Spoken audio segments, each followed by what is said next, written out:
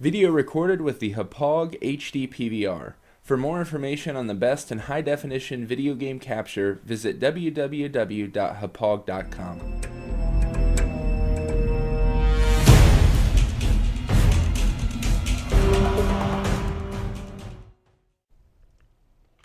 Uncharted 3 is not a game.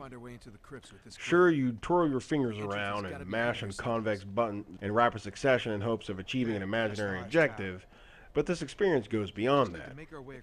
From the opening segment of Drake and Sully walking down a dark London street, to the finish that will leave you saying personal prayers for more, or in my case, slight tears, the journey Naughty Dog prepared for you is second to none.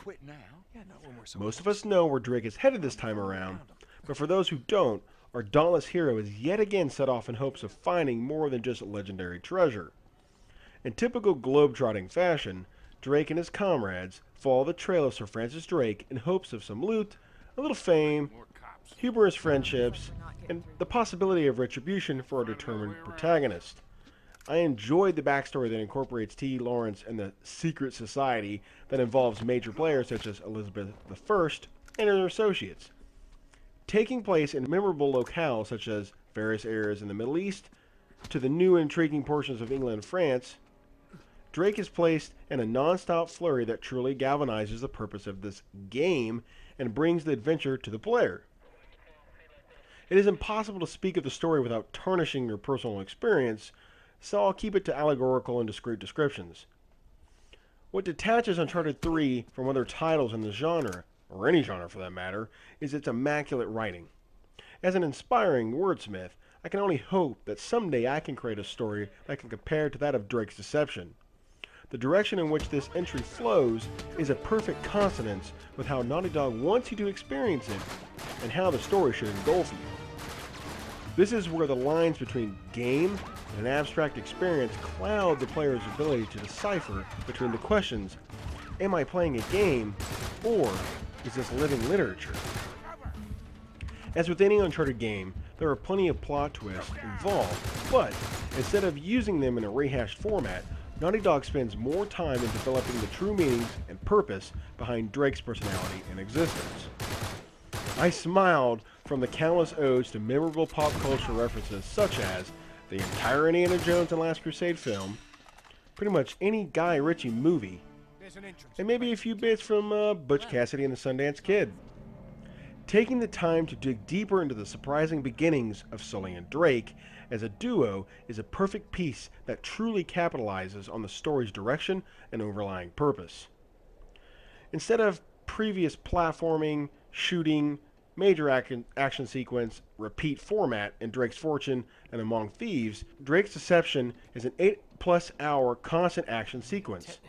That may seem overly daunting for some, but how it is visualized and achieved is absolutely amazing. You don't even realize how fast you progress through this experience until the credits roll. That to me is more of a book or film account than just another forgettable game. The level at which you encompass yourself with this story is remarkable. While waiting a year for a game I beat in a day may seem like a waste of money, all I wanted to do when I finished was play again. You have to ask yourself, what did I miss? Is there something I could overanalyze? What is it about this game that makes me want to experience it all again? Because it's all those memorable moments in your favorite book or movie intertwined in one package. Of course, there are other pieces that come into play when creating an experience such as this. The graphical overhaul from Among Thieves to Drake's Deception is amazing.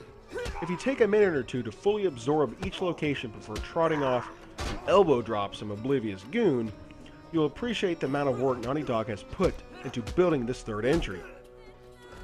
From the way the light filters into the chateau's stained glass, to the water and wind effects in the ship graveyard, Uncharted 3 is absolutely breathtaking. One can't forget the amazing motion capture work that has set the bar for other developers to pass. This could possibly be the largest contributor in how each character looks and feels like a real person. Nothing is robotic or faked in terms of the natural movement each character has, especially Drake. Take time to watch the subtle movements and quirks Nolan North has injected into Drake's persona and projection. It is something to behold. The sound design is relatively the same, but each weapon and punch and explosion packs a bit more than in previous entries. Of course, one of the best parts of the Uncharted series is the dialogue and voice acting. It would be hard to compare another game to Uncharted's immaculate performances by Nolan North and original McGonagall. Each line is spoken with that hint of humor and, in some cases, desperation behind the characters' voices. The multiplayer helps redefine Uncharted as more than just a single-player experience.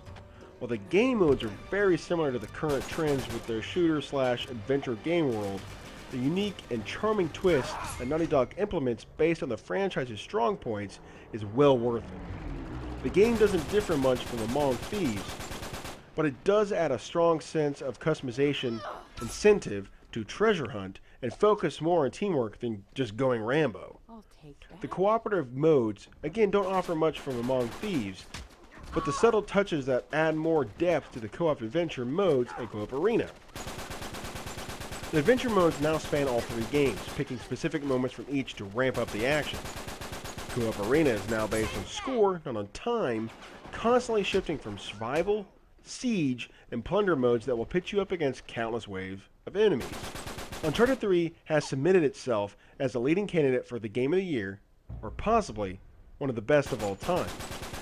There's something about playing a game that spends more time entertaining you like other forms of media than going through a typical and redundant trial of a video game.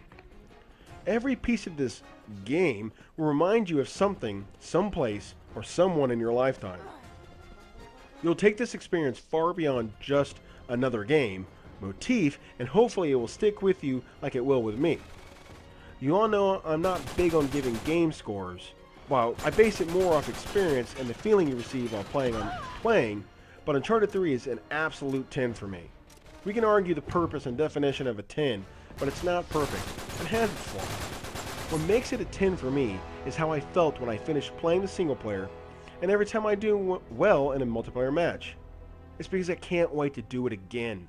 I guess to close with a quote, or a paraphrase that is, in more relation to my 10 score, let's say, as the old saying goes, relentlessly chase perfection, knowing that you won't catch it, but instead you'll catch excellence on the way. Or something like that.